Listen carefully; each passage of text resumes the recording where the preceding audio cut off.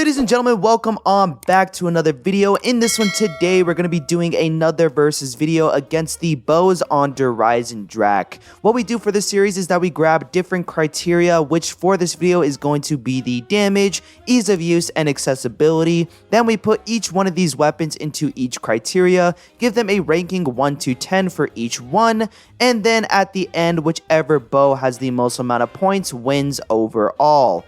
It'll make more sense as we go along, so let's get right into it. Coming into our first category, we have damage. Now, with the damage from all the bows, they are incredibly solid and have a charge shot that can definitely take you into the higher rounds. When it comes to the lightning bow, it is very solid and has the potential to kill more than a full horde of 24 zombies. The problem, however, is that in the later rounds, it starts to fall off a bit as the damage is still really good, but it takes a lot longer to kill the zombies. The fully charged storm effect will still kill in the much later rounds, but it can definitely be one of the most unsafe to use out of the bows because of the time it takes to kill each zombie. The normal shot is decent compared to the other normal shots that the other bows have to offer. I'm going to give the lightning bow a 7 out of 10 when it comes to the damage. For Easter eggs and lower rounds, it is by far one of the best to use, but in a practical high round sense, after the nerf, it did fall off a bit because it does take a while to kill the zombies, but nonetheless, it is still a really effective bow. Moving into the wolf bow, we have a really good charge shot when it comes to taking down zombies. It kills a whole horde instantly if you can get them in a straight line. Keywords: in a straight line. The bow, unlike the lightning, can't kill more than a full horde of 24 zombies, which does put it at a slight disadvantage. I'm going to give the wolf bow a 5 out of 10. It is a reliable bow against zombies. The normal shot, however, is very lacking and only makes crawlers into the later 20s and 30s. Not only that, but this is by far the worst bow when it comes to taking down the panzers. Overall, for still having a really good amount of damage with its charge shot against normal zombies, which at the end of the day is kind of all that matters, the wolf bow is still a fairly good bow to use for high rounds and Easter eggs. Now, moving into the void bow, this bow is a lot more interesting when it comes to the total amount of damage that it can deal. In a way, it's very similar to the lightning bow where it can take down a full horde of 24 zombies and a little bit more with just one charge shot. The initial damage happens when the arrow breaks apart into a void portal that releases all the skulls, killing a good amount of zombies. Then the skulls begin to fly around to kill off any other zombies or hellhounds that are left behind. I'm actually going to be giving the void bow an 8 out of 10 when it comes to the overall damage. It is one of the most effective when it comes to taking down panzers, as it traps them in place for a short period of time. It has an instant damaging effect which takes down zombies instantly, and it also has these skulls which track down zombies and takes them down again. The normal shot is also really solid since you can shoot individual skulls that can track down, distract, and kill zombies effectively. Overall, a really solid bow when it comes to the damage. And with our last bow, we have the fire bow. The damage for this bow is also really solid. It has a really effective charge shot that can take down a horde of zombies very easily. It also doesn't take any extra time to do so since it instantly traps them in place and then they die. It is also really effective against the panzers since it can instantly trap them in place.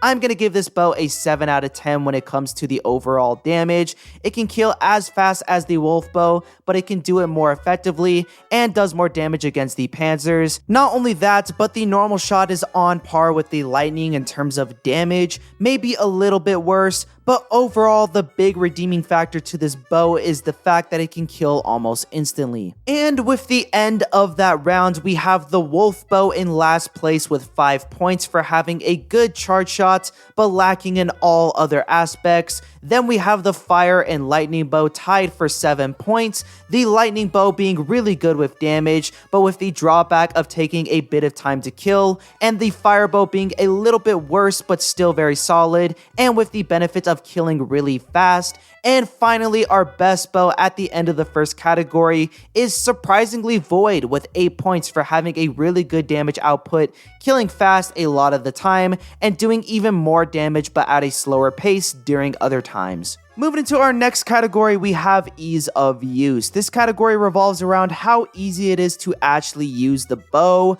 both in practical sense for high rounds, but also when it comes to doing Easter eggs. The lightning bow is very easy to use compared to most other bows. Yes, it does take a while to kill the zombies with the charged shot, but it stays in effect for a long period of time, making it good for Easter egg steps or even camping on a random area of the map. I'm gonna give the lightning bow a 9 out of 10 when it comes to ease of use. With the alchemical antithesis gobblegum, you can spam this bow and it will take out any zombies anywhere, making it one of the best bows to newer players and a really reliable bow for more advanced players, as they can take down panthers really easily by stopping them in their path, but also because of the duration of the storm, they have plenty of time to kill all the zombies that are in their way while doing Easter egg steps. Coming into our next bow, we have Wolf, and although the Wolf bow might not be the best when it comes to overall damage, it is definitely one of the best when it comes to ease of use. It works almost like a thunder gun, taking out all the zombies that are in front of it. This makes it once again a really good bow for newer players who just need something to keep them safe. This charge shot is also really spammy in the sense that you don't have to wait for any unique effects to take place.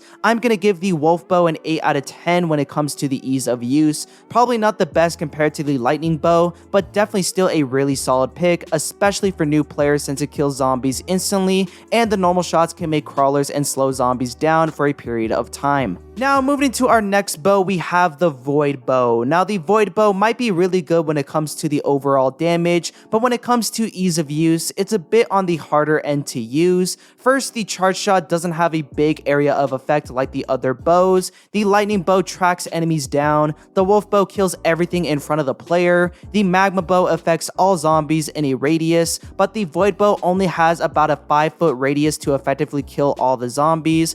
I'm gonna give it a 6 out of 10, although the initial damage of the charge shot might not be the most effective at taking down zombies. Once the skulls start coming out, they instantly track down the zombies and kill them, which does make it somewhat easier to use, but overall it is definitely one of the weakest when it comes to ease of use. And with our last bow, we have the fire bow. Now with this bow, the ease of use is definitely better than the void bow because the damage is instant and it has a pretty good radius as well. It is very similar to the wolf bow when it comes to the amount of time it takes to kick in, but it does have a few issues when it comes to the radius. With the wolf bow, it shoots almost in a straight line continuously, which is good for newer players, but the fire bow shoots in a really big radius wherever the bullet lands. I'm gonna give the fire bow an 8 out of 10 when it comes to the ease of use. With the radius effect from the bow, it can be harder to hit zombies that are in front of you to keep you safe, like with the wolf bow, but it makes for having a really good trap effect towards the panzers. The only complaint that I have with this bow, however, is the fact that the zombies take a while to fully disappear once dead, making it hard to tell which zombies have actually died, but that problem might just be more associated with me just being a bad player. Nonetheless though, the fire bow is definitely really solid when it comes to ease of use. With the end of our second round, we have the wolf bow at 13 points, followed by the void with 14, the fire bow with 15, and the lightning bow taking first place with 16 points. The void bow fell hard from first place for being the worst bow when it comes to ease of use. The wolf bow is still in last, even though it was really good when it came to the ease of use. It still can't compete with the damage of some of the other bows. Hopefully it can come back in the last round. For our last category, we have accessibility. This category is based on how easy or difficult it is to actually require these bows in game. With the lightning bow, it is definitely on the easy side when it comes to accessibility. The only somewhat hard step is shooting the bonfires for the second time with a charged arrow.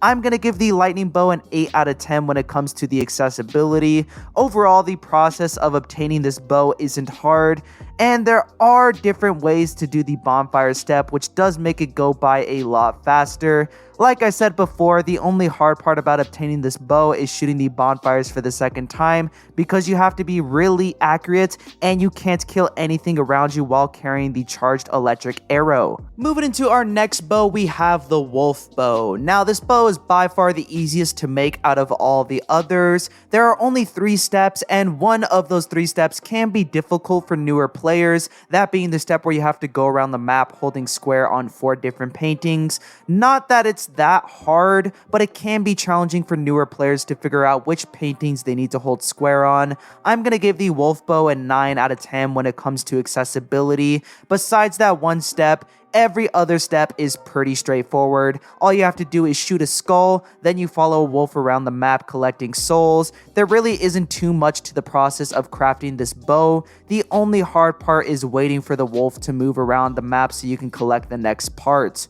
Overall, a really easy to build bow. Now, moving into our next bow, we have the Void Bow. This bow is on a different level when it comes to crafting it compared to the Wolf and Lightning. This bow requires you to remember a ton of locations around the map, getting melee kills, and making crawlers. Not only that, but subtitles almost feel required if you want to attempt making this bow. I'm going to give the Void Bow a 5 out of 10 when it comes to accessibility. The process of obtaining this bow is based on guessing the name of a talking urn in the middle of the room near Meal Kick. Almost every step is annoying, from unlocking the urn with the melee attack, to feeding it crawler souls, to just getting the symbols from killing the zombies. Getting those symbols can be annoying because you don't know when they're going to drop, and when they do, they're only available to pick up for about 3 seconds. Not only that, but there's a high chance that you won't even get the symbol that you need. Overall, this is definitely one of the hardest bows to make on Eisendrache.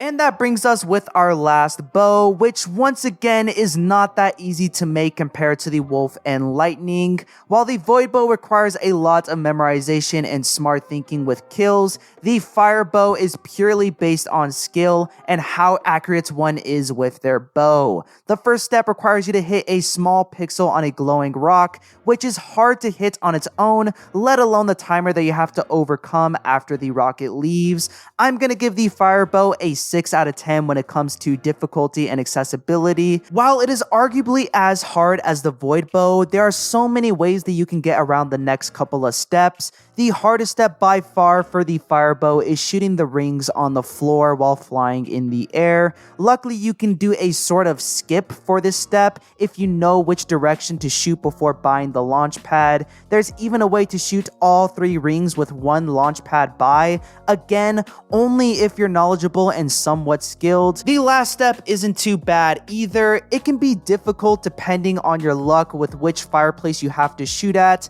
but overall, if you are very knowledgeable and skilled, this can be a really easy bow to make, and I'd even say easier than the Void Bow. And that is going to wrap up the scores, ladies and gentlemen. In last place, we have the Void Bow with 19 points, the Fire Bow in third place with 21 points, the Wolf Bow in second, barely beating out the Fire Bow with 22 points, and the Lightning Bow taking a far lead into first place with 24 points.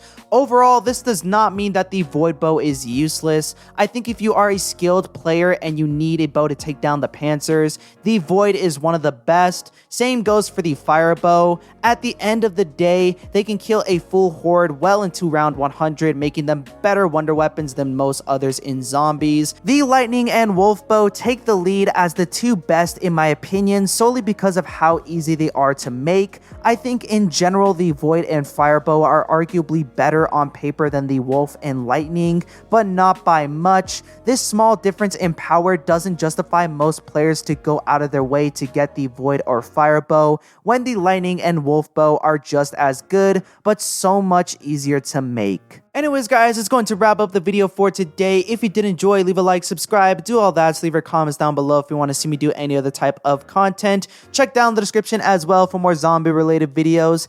And, yeah, I got nothing much else to say, so peace.